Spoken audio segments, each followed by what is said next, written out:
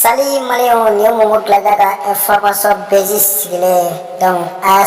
information majumene Ajiwan Sanjago Liberela donc ame boka mo reka tout de suite Momo Gladaga. Il y a cloche de notification activée. Voilà ça en publication il y a que mo fele ga osro. I abonné len ko fa ki cloche de notification activée amani ni fe nanga video kadi iga like.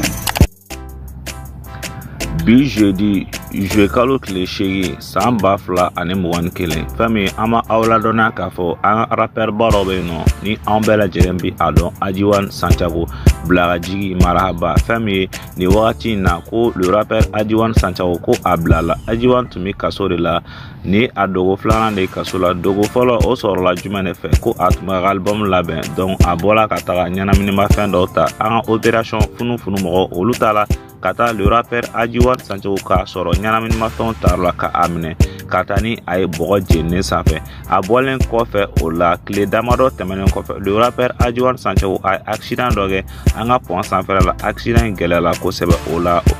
Ajiwan ka kaso la dogo filanan o kun kɛla o de mais an bɛ don min na i ko bi jeudi na juillet kalo tile 8 le rappeur Ajiwan Santiago ko a ye a ka liberté sɔrɔ ko u ye a bila an b'a fɔ ko tare ala ka nin kɛ Ajiwan Santiago bilalen ka a kisi ni ɲɔgɔn wɛrɛ ma o la aw abonné a ka kɛnɛ site sanfɛ aw ka cloche de notification active ni an ye kunnafoniya min sɔrɔ a la nin kɔfɛ an bɛ bɔ an bɛ o da aw tulo kan an b'a fɔ aw k'a mɛn. Ni mɔgɔ kura de kana ɲina k'i abonné k'i ka cloche de notification activée walasa an ka publication na i ka kɛ mɔgɔ fɛlɛ ka o sɔrɔ.